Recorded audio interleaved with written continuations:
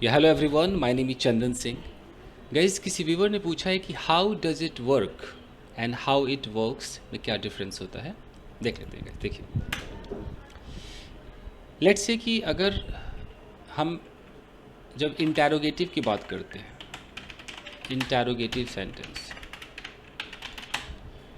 तो सबको पता है कि इंटैरोगेटिव दो तरह के होते हैं गाइस। एक होता है, इसे हम कहते हैं यस नो क्वेश्चन।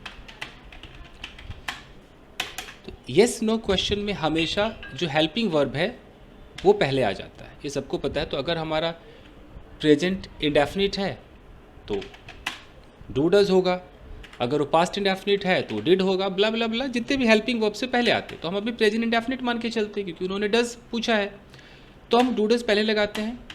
यहाँ सब्जेक्ट होता है, यहाँ जो हमारा वर्ब है वो फर्स्ट फॉर्म में होता है, ऑब्जेक्ट होता है। तो अगर मैं कहता हूँ कि भाई क्या यह काम करता है, तो इसकी इंग्लिश होगी, चूंकि ये इंटैरोगेटिव है तो इसकी इंग्लिश होगी भाई डज इट वर्क। क्या यह काम करता है तो डज इट वर्क।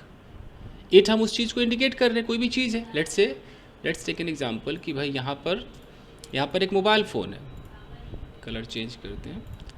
यहाँ पर एक मोबाइल फ़ोन है और मैं कह रहा हूँ कि भाई क्या ये काम करता है, तो पहले मैंने डज बोला, मैंने मोबाइल की तरफ इशारा करके इसको इट बोला, क्योंकि अगर मोबाइल मेरा नाउन है तो इस नाउन को मैं प्रोनाउन इट दे सकता हूँ, मुझे ग्रामर ने अलाउ किया है, इट दे सकते हो। तो डज इट वर्क हो गया, ये मेरा सवाल हो गया। क्लियर है? अब मुझे सवाल करना है ये कैसे काम करता है, राइट। तो दूसरा जो हमारा इंटैरोगेटिव होता है गाइज, ये WH फैमिली बेस्ड होता है, WH फैमिली बेस्ड होता है। तो इसका रूल कहता है कि भाई आप सबसे पहले WH उठाओगे और WH के तुरंत बाद आपको हेल्पिंग वर्ब लगाना है। तो चूंकि ये प्रेजेंट इंडेफिनिट है तो हमारे पास डू और डज है, हमने लगाया। यहाँ पर सब्जेक्ट है, यहाँ पर वर्ब की फर्स्ट फॉर्म है और यहाँ पर हमारा ऑब्जेक्ट है। तो अब मेरा सवाल है कि भाई यह कैसे काम करता है, यह कैसे काम करता है। तो मैं कैसे बोलूँगा, पहले कैसे की इंग्लिश हाउ होगी।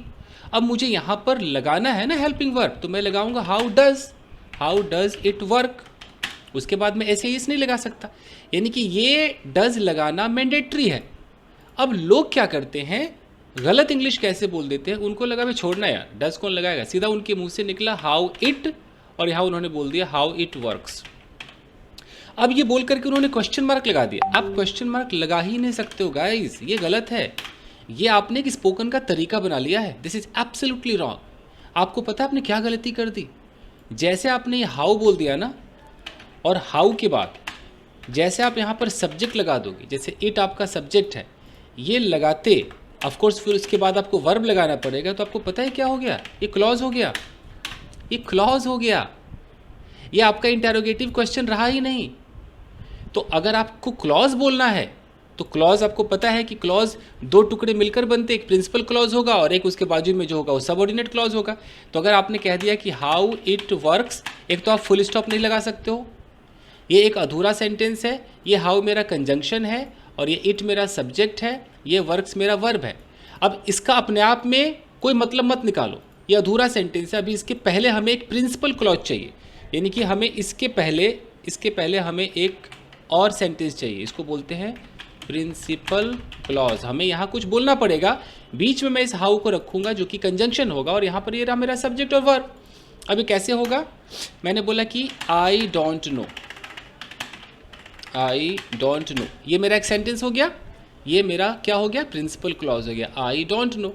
अब अगर मैं इस बीच में यहाँ पर हाउ रख दूंगा, आई don't know how it works, अब फुल स्टॉप लगाओ, आई don't know how it works एकदम करेक्ट है। इसका मतलब है कि मुझे नहीं पता ये कैसे काम करता है, यानी कि मुझे नहीं पता जिस तरीके से काम करता है। यहाँ पर जो हाउ है आप इसको कैसे बोलो या जैसे बोलो फर्क नहीं पड़ता है आपको हिंदी में, लेकिन आप इसके बाद यहाँ डू डज नहीं लगा सकते हैं, बस इसकी गारंटी याद रखिए। तो क्या डिफरेंस है भाई, अगर मैं किसी को कहता हूँ कि टेल मी, मैंने यहाँ पर एक सेंटेंस बोला टेल मी, ये मेरा प्रिंसिपल क्लॉज है। अब टेल मी के बगल में जब मैं हाउ लगाऊंगा तो अब मैं डू डज नहीं लगा सकता, मैं बोलूँगा tell me how it works, मुझे बताओ ये कैसे काम करता है। इसकी हिंदी कैसे काम करता है या इसकी हिंदी जैसे काम करता है फ़र्क नहीं पड़ता है। आम जिंदगी में लोग हिंदी का ऐसी इसी तरीके से बोलते हैं ना, भाई बताए कैसे काम करता है भाई, तो बता ये कैसे काम करता है। जैसे आपने कहा टेल मी, उसके बाद आप हाउ के बगल में डज नहीं लगा सकते हो। अगर आपने ऐसा बोल दिया ना कि tell me how does it work, तो आप मानो या ना मानो ये अंग्रेजी आपकी गलत है। यानी कि क्या आपको सीखने को मिला कि अगर आपको WH लगाना है तो शुरुआत WH से कीजिए। मैं ऐसे बोल देता हूँ कि अगर आपको डूडज लगाना है तब सेंटेंस की शुरुआत WH से कीजिए ना, कीजिए। जैसे अगर मैं यहाँ पर बोलता हूँ व्हाट, मैं व्हाट के बगल में डज लगाऊंगा, like what does she want, ठीक है। लेकिन अगर मैं इस व्हाट से पहले कोई और सेंटेंस लगा दूंगा, अगर मैं कह दूंगा टेल मी व्हाट, तो फिर इस व्हाट के बाद मैं डज नहीं लगा सकता, मैं बोलूंगा tell me what she wants. आप मेरी बात समझ पा रहे हैं गाइस? टेल मी, फिर व्हाट जैसे बोला, अब ये व्हाट मेरा क्वेश्चन नहीं रहा, ये मेरा कंजंक्शन हो गया। यही तो तरीका है, ये इसको नाउन क्लॉज कहते हैं गाइस अंग्रेजी में। अगर आपके मुंह से ऐसे निकल गया ना कि टेल मी और व्हाट डज शी वांट, आप इसको कुछ भी कहो, मैं इसको गलत मानता हूँ, और मैं ही नहीं पूरा ग्रामर इसको गलत मानता है। आप पेपर में फेल हो जाओगे।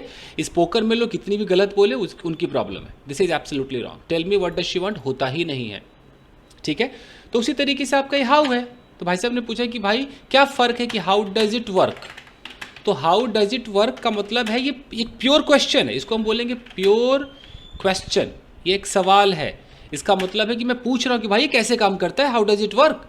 लेकिन अगर मैं कहता हूँ कि हाउ इट वर्क्स, तो हाउ इट वर्क्स एक अधूरा सेंटेंस है, ये अधूरा है, इसको पूरा बोलना पड़ेगा।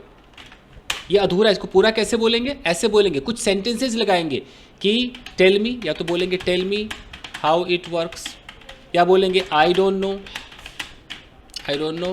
हाउ इट वर्क्स, या बोलेंगे do you know how it works. अच्छा, जैसे हम डू यू नो बोलेंगे, अब अभी देखो यहाँ पर देखो, आई don't know how it works, यहाँ मैंने फुल स्टॉप लगाया है, मैंने यहाँ पर इंटेरोगेटिव नहीं लगाया है। लेकिन यहाँ देखो मैंने इंटेरोगेटिव लगाया है, तो मुझे इस हाउ से लेना देना नहीं है, मुझे इस पहले प्रिंसिपल क्लॉज से लेना देना है। अगर ये इंटेरोगेटिव में है तो बॉस मैं यहाँ पर क्वेश्चन मार्क लगाऊंगा। बात ख्याल रखिए, अगर मैं कहता हूँ कि like she will tell me, अब मैं यहाँ बोलता हूँ हाउ इट वर्क्स, तो देखो शी विल टेल मी, ये मेरा क्या है? प्रिंसिपल क्लॉज है, ये पॉजिटिव में है, तो मैंने यहाँ पर फुल स्टॉप लगाया है। अगर मैं बोलूँगा कि will she tell me how it works, अब मैं यहाँ पर क्वेश्चन मार्क लगाऊंगा, तो क्या मैंने हाउ को देखकर क्वेश्चन मार्क लगाया है? बिल्कुल भी नहीं, यहाँ भी तो हाउ था, मैंने तो यहाँ पर फुल स्टॉप लगाया है। तो मुझे कैसे पता चलेगा कि मैं फुल स्टॉप लगाऊं कि क्वेश्चन मार्क लगाऊं? मैं इस हाउ से पहले जो प्रिंसिपल क्लॉज है इसको देखूंगा, अगर ये पॉजिटिव है नेगेटिव है तो फुल स्टॉप, और अगर यही मेरा इंटेरोगेटिव है तो क्वेश्चन मार्क लगा दो। अब बताइए बॉस, समझ में कुछ आ भी रहा है कि क्या डिफरेंस है how does it work and how it works में? बस, तो आज के लिए इतना ही। वीडियो अच्छा लगे तो लाइक कीजिए। थैंक यू गाइस, मिलते हैं अगले एपिसोड में। Thank you.